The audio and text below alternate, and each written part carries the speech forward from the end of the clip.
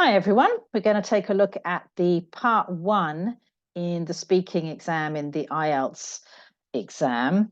And this is the section where you are asked a variety of questions. Some of those will be sort of yes/no questions. Some of them will be asking for other information, such as what, where, when, who, why, how, etc. And you need to be able to give quite a full response to these. So in other words, if you're being asked a yes/no question, do you, did you, will you, don't just say yes or no. You need to try and explain yourself a little bit. If you don't, even if you don't explain yourself enough, the examiner is probably going to ask you why. Okay, so if they keep asking you why, it's not a bad thing. It's just that they're trying to get you to speak a little bit more, so they've got a little bit more to assess. Also, think about different tenses. The clue is in the question that the examiner asks you. So you will be asked about things from the past, the present, and the future. So notice how they ask you that and respond appropriately. You might also find that you are asked a question that you really can't answer. That's okay. Just tell the examiner, I really don't know. So for example, you might be asked a question like, do you still like the same colors now that you liked when you were a child? If you really can't remember, and sometimes under the stress of the exam, you freeze up, then tell the examiner, I really can't remember.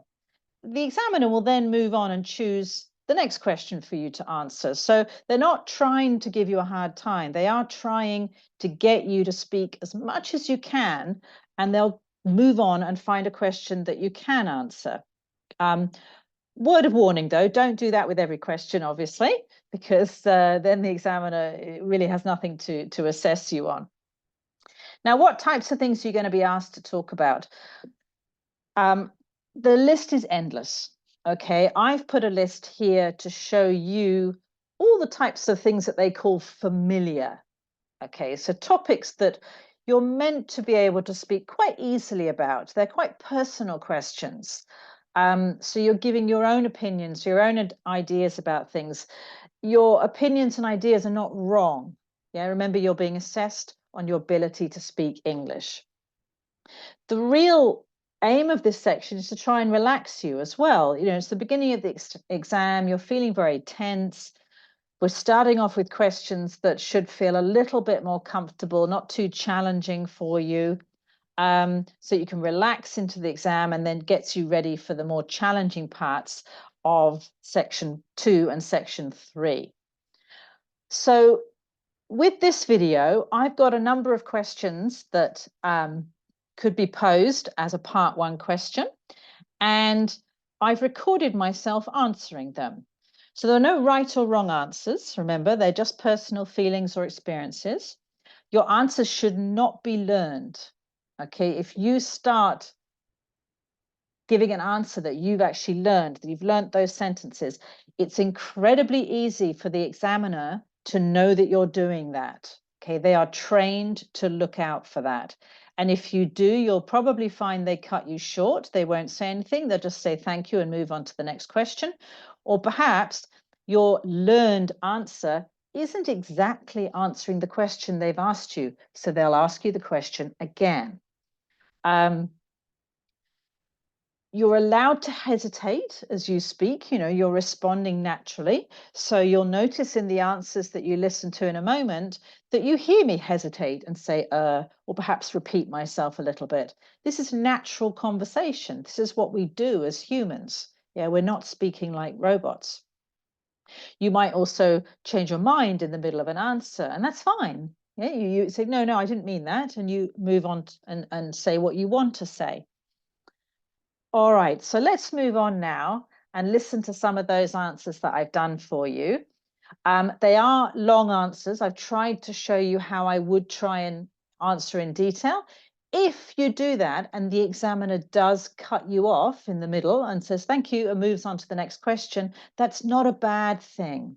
Okay, don't be upset by that. The examiner is working to a very tight timing. They know how many questions they need to ask you within a very short amount of time.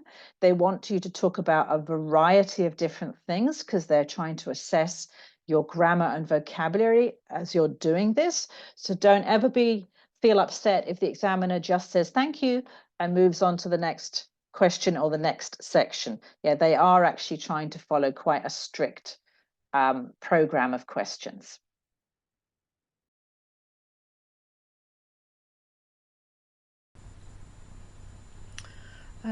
Okay, well, some people enjoy going to the pub or to bars and that kind of entertainment in the evening. Other people would choose to, say, go to the cinema or go to the theatre. But during the daytime, lots of people actually go to the beach. We've got some great beaches around the city, and that's one of my favourite activities.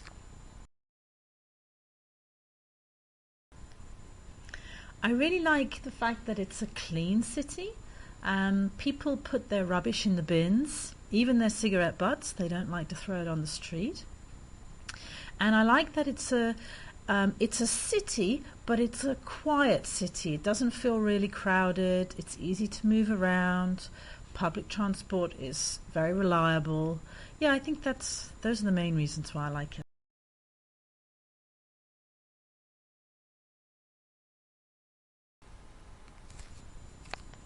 We have all different types of weather in this country, and we have different seasons.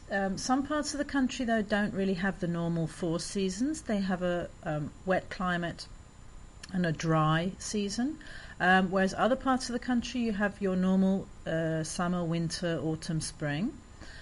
So we kind of experience all types of weather. I love hot weather. Dry and sunny is my favourite kind of weather, because I'm the kind of person who likes to go outside and either play sport outside, sit outside, eat outside. So I really need it to be sunny and dry and hot.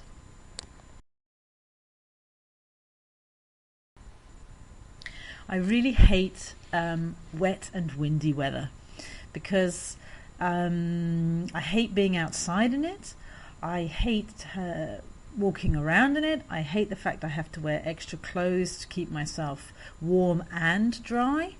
And it just makes me feel miserable, to be honest. I'd much rather have the sun come out. It just changes my attitude completely. No, I absolutely hated it. I found it really boring, and I seemed to visit so many museums when I was a child. Maybe that's why I hate it so much. But I just hated looking at statues and pictures and historical things. I just found the whole thing so boring.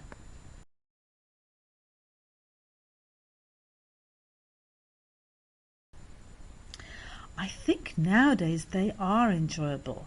I haven't been to a museum for a very long time. I still have very bad memories about them when I was a child. But these days, I've seen on TV and I've heard from other people that these days there are a lot more interactive things there. For example, you can play with computers, find out information about various things.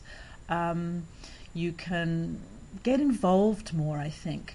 Whereas, in the past, like I said before, you just looked at pictures and statues and it was very, very boring. So I think these days it's far more colourful and interactive, which is a far more interesting way to learn about things.